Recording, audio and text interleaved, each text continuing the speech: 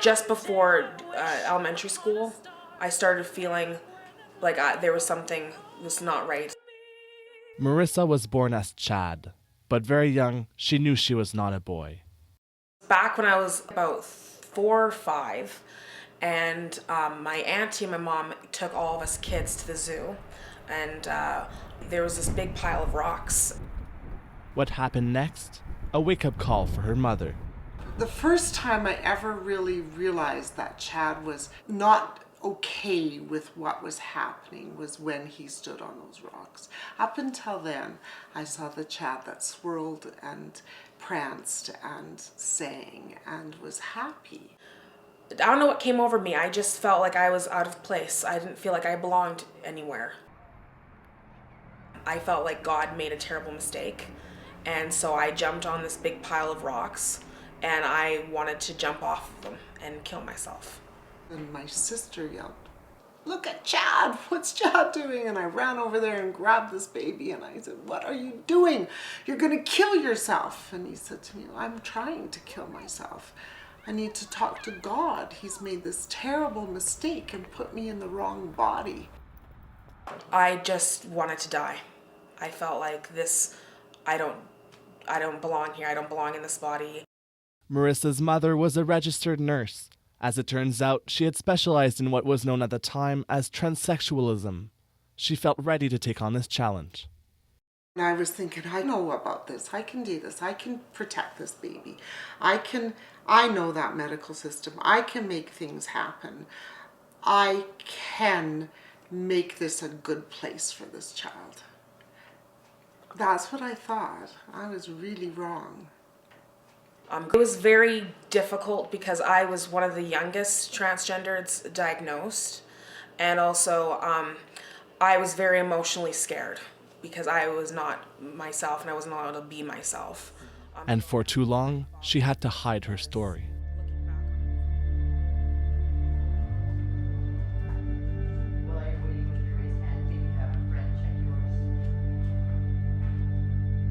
Gender. It's something people care about even before a child is born. And for many, it shapes the color palette of a baby's bedroom. Their toys, their blankets, their piggy banks. Gender stereotypes factor into how we dress. I was very feminine when I was little. I loved to play dress up and all those things. How we play. Sports growing up are super gendered. Like when you think about locker rooms and even how we view sports, like some girl sports, boy sports. And how we act. Gender norms also dictate where we go when nature calls. For most, that little letter on their birth certificate becomes the starting point of who they are. But for some, it's not that easy, and it can be quite confusing growing up. Growing up, my father was, looking back on it, was a bit of a homophobe. He was not okay with his son dressing up in dresses.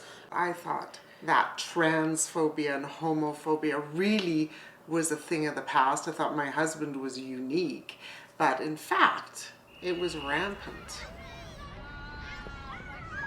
I was really ridiculed, and even in the lunch hours or in recess, I was thrown against fences and I was attacked a lot. One time, he came home with a broken thumb. They had pinned him down and broken his thumb. And another time, my daughter told me that she had had to rescue him. A bunch of boys had him cornered. Bullying like this is rampant among transgender youth. It's also quite underreported. A sexual and gender minority advocacy group dug deeper to find out just how bad transphobia is in Canadian schools. Egal Canada distributed a questionnaire in 15 school districts across the country and also made it available online. Of the more than 3,600 students that participated, about 100 identified as trans. The great majority of them said they felt unsafe at their school.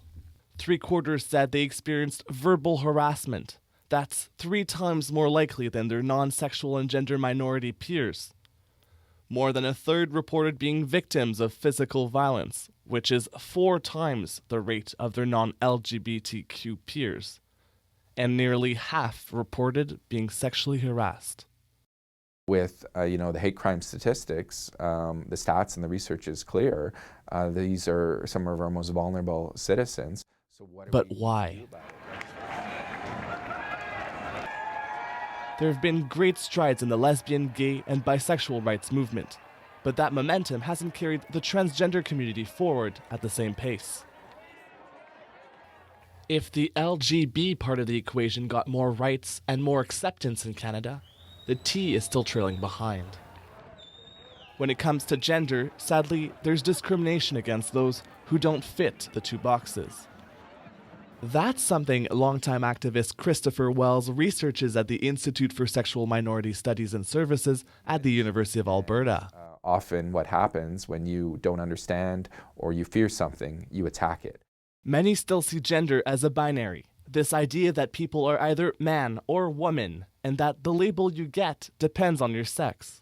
Some advocates and educators are using the genderbread person to show that gender is instead a complex concoction with many shades of gray. Sex is what you're born with, biological characteristics such as genitalia, chromosomes, and body features. Attraction speaks to how you experience sexual and romantic feelings. What you're attracted to isn't necessarily based on sex. You can be attracted to other aspects of gender, masculinity, femininity, both or neither. Gender identity is how you in your head define your own gender, man, woman, or anywhere in between really. Gender expression looks at how you present gender through how you dress and act, and how gender norms shape people's perceptions of your femininity or masculinity. Finding harmony between gender identity and expression is something 25-year-old Mason Jenkins has been working on all his life. Our society has come up with what they consider to be a woman, or womanness and maleness, manhood, manness.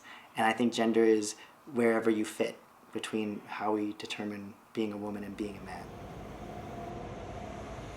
Most people feel their gender identity aligns with the sex they were assigned at birth, so it can be hard for them to understand why some people's bodies don't match their innermost sense of self.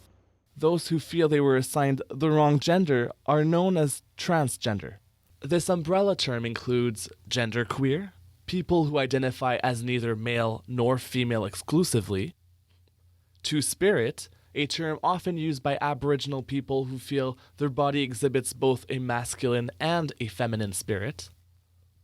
But most transgender people transition either from female to male or from male to female. I had a lot of feelings about I was in the wrong body when I was younger. And then as I got older, I started knowing that I'm not a boy. Chad became Marissa in 2002. She started hormone therapy to suppress male features and developed like any girl her age. Her gender reassignment surgery, though, wasn't until years later, in 2009, after she graduated. But grade 7 was really a milestone for Marissa. For the first time, she enrolled as a girl, but under very strict conditions set by her new school. In order to allow her to go to school as a girl, we had to agree not to tell anybody. She wasn't allowed to use any of the kids' washrooms. There was all these rules around making sure that nobody found out. I was excited, but I was also very terrified because I was scared how are these kids gonna feel about me if they ever did find out. All of this sparked curiosity among her classmates.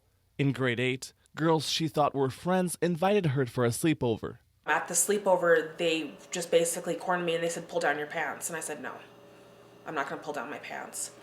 They never found out. I just talked them out of it. Cause it's really, and that was that. But it came pretty close to them discovering who I really was. Classmates weren't the only ones bullying her. Sometimes it was teachers. I was also sexually teased too by my high school teacher. Teachers would talk and things would get out and people would say snide things. Carmen Gerard says education about gender identity needs to happen at a young age.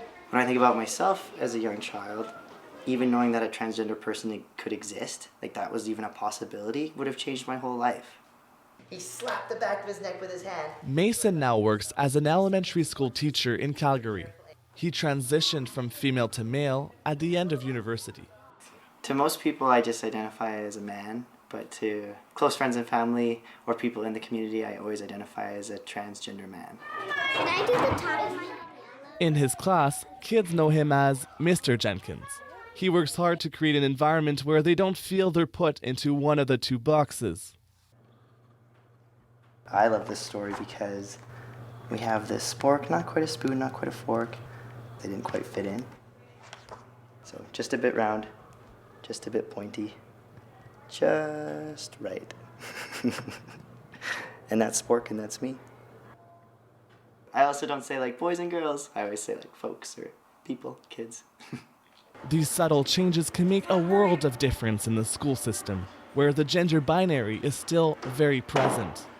When Mason was in grade school, he says using the girls' washroom made him anxious. There was always going to be a lady staring at me or a woman upset or people telling me that I'm in the wrong one. And it's just like a basic human need, right? You shouldn't have to feel a panic attack every time you need to use the washroom. He was told by teachers and school administrators to act more feminine, less masculine. So as I moved away from that and the exterior became more feminine, I became very depressed and unhappy and sad, and I had suicidal ideations. Oh, my father, a birthday cowboy. Music and songwriting ultimately saved his life. Even today, Mason uses performance to raise awareness about the queer community. Let's do another book report. This song is about fried green tomatoes, which is an excellent book as well. Through his art, he hopes fellow Canadians will see that trans and queer people are just people. But sadly, not all of Canada is quite there yet.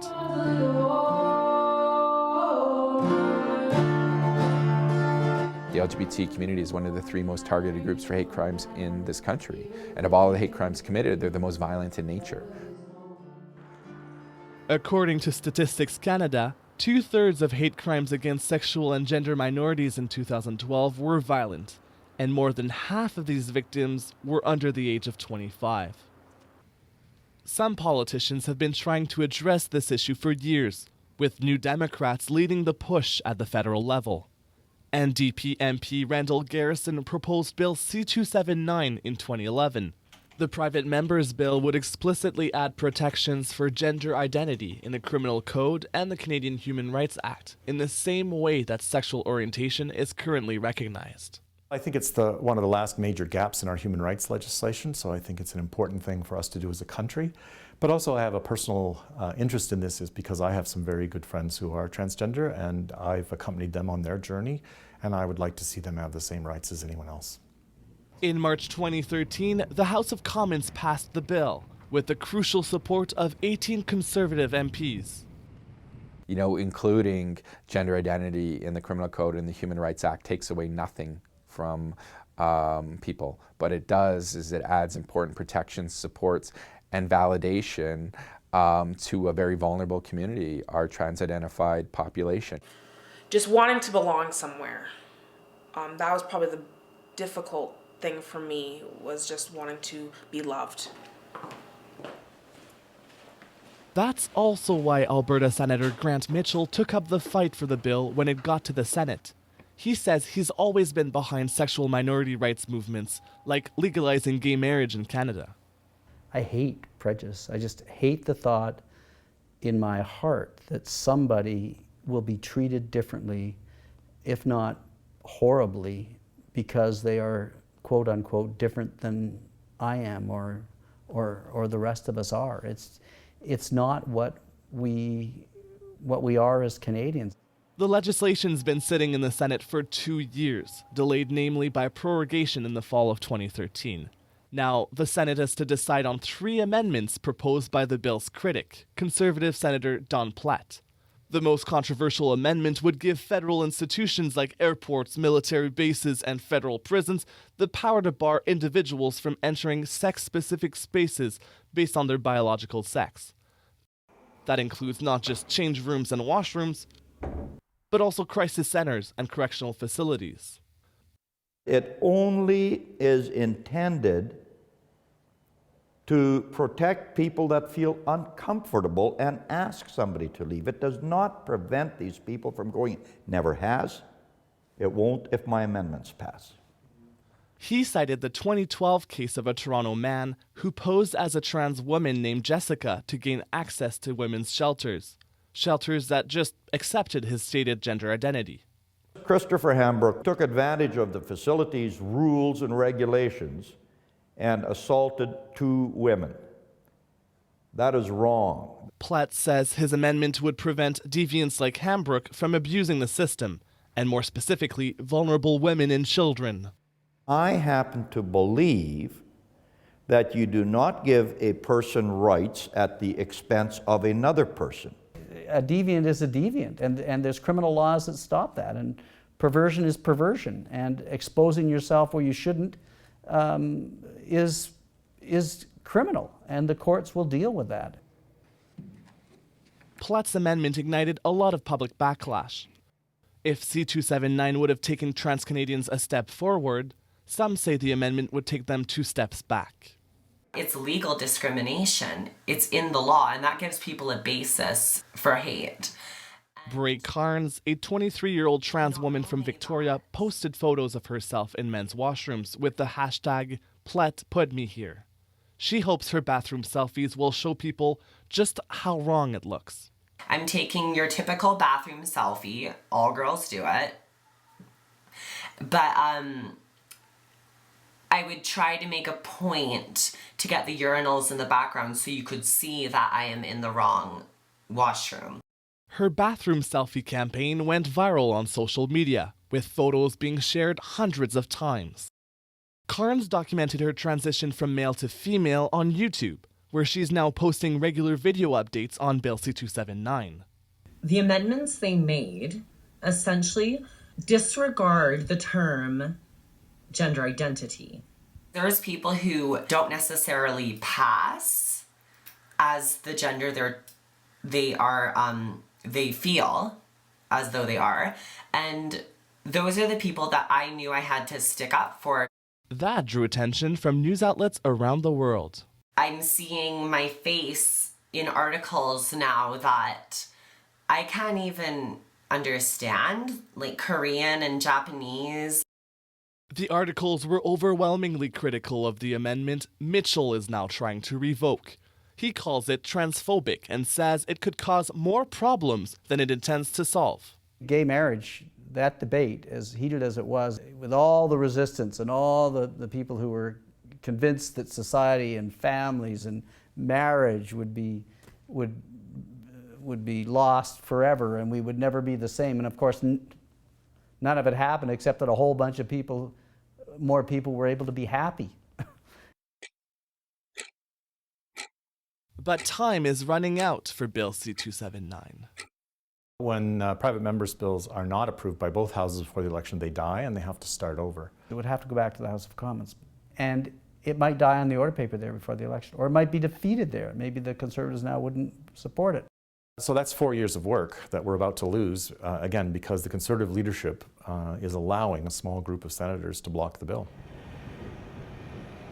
While C-279 has been moving sluggishly through the federal process, lower-level governments have acted. Ontario, for example, rolled out a detailed policy for educators, social workers, healthcare professionals, and employers to recognize specific transgender needs. We still face a lot of discrimination in healthcare, certain education settings. And Ontario isn't alone. Since we started this debate and passed the bill through the House of Commons, 7 provinces have amended their human rights codes to add gender identity and gender expression. Ontario, Nova Scotia, Manitoba, Prince Edward Island, Newfoundland and Labrador, Saskatchewan, and the Northwest Territories. The most recent one to join the party, Alberta. In June, the province will explicitly list both gender identity and gender expression in the Alberta Bill of Rights. I think it's very interesting that 3 Conservative governments in Alberta, Saskatchewan, and Newfoundland have all adopted the changes to their provincial human rights codes, while the federal Conservative caucus continues to be on the wrong side of history. For a province with traditionally more conservative family values, there's been a great deal of progress in Alberta to advance transgender rights. A new policy in February makes it easier for transgender Albertans to change the sex designation on their birth certificate. Now they can update their documents based on their stated identity without necessarily undergoing hormone therapy or gender reassignment surgery. This comes less than a year after the Alberta Court of Queen's Bench ruled that a surgery requirement violates the rights of transgender people. Even at the school level, things are evolving in Alberta. The Edmonton Public School Board was the first to adopt a standalone anti-bullying policy to protect not only sexual minorities, but also gender minorities. Board Chair Sarah Hoffman was part of the duo that made this evolution possible. We found that areas where there was a catch-all bullying prevention policy, kids who were sexual orientation or gender identity minorities felt no safer than where there was no bullying prevention policy at all. And a key part of that policy was working to provide direction and guidance on gender identity issues in our schools. So around sports teams, bathrooms, pronouns, and names. But Hoffman says there was a bit of resistance at first.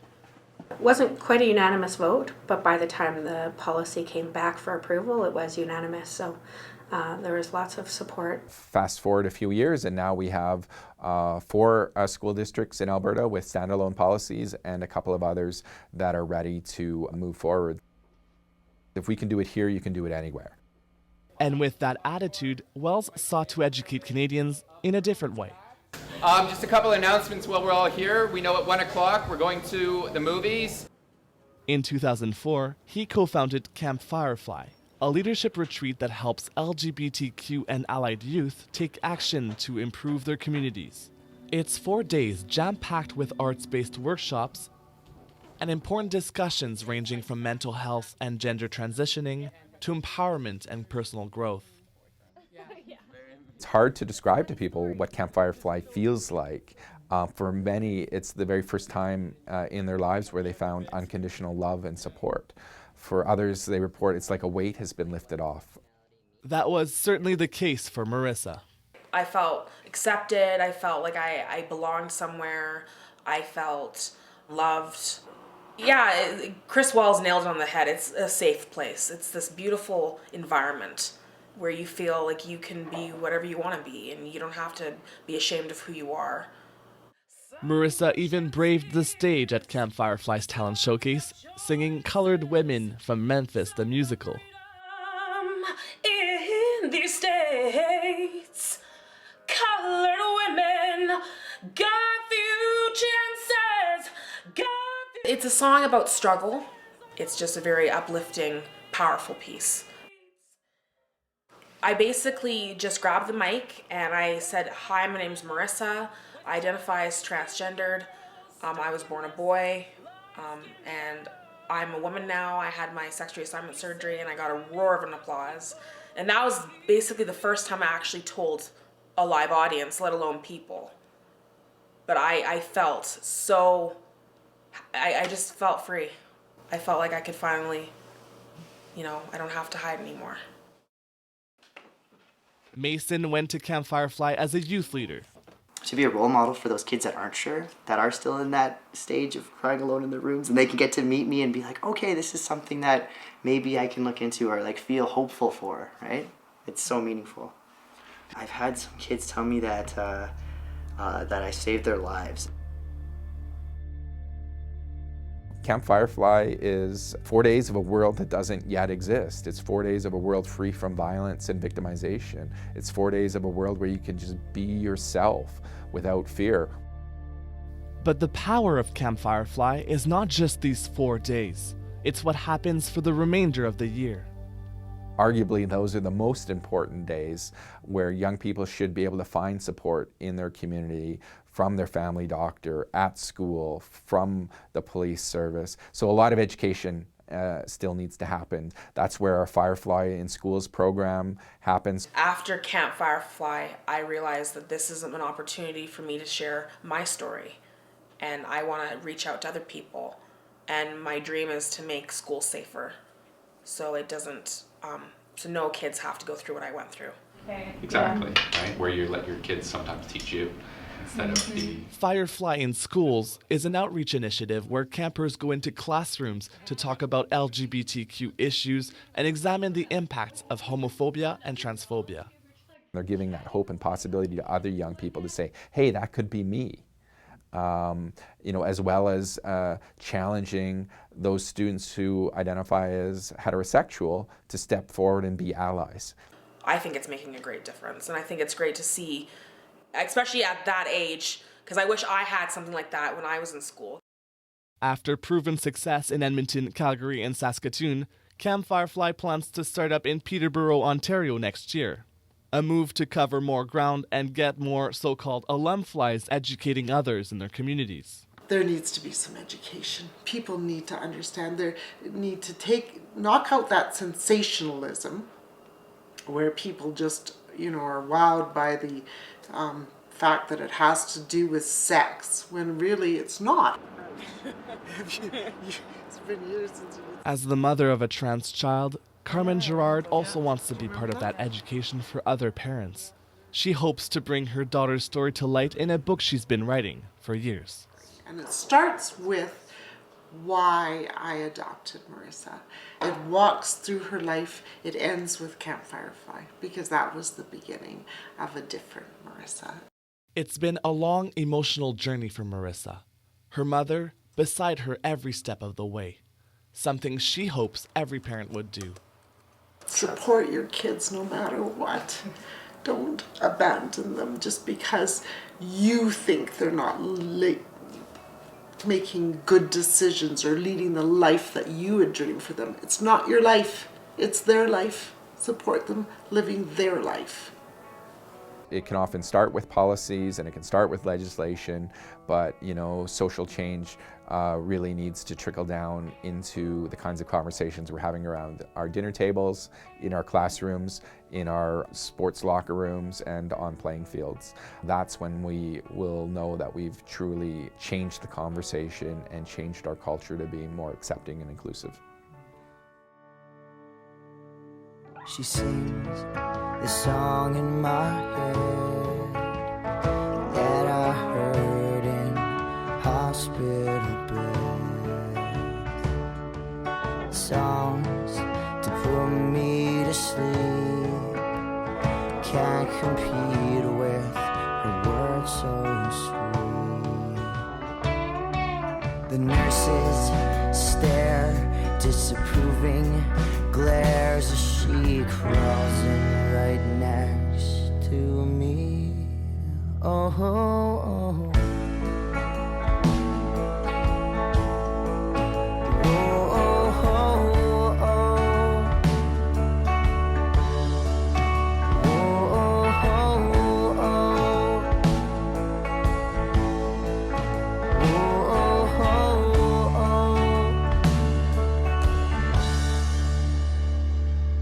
She takes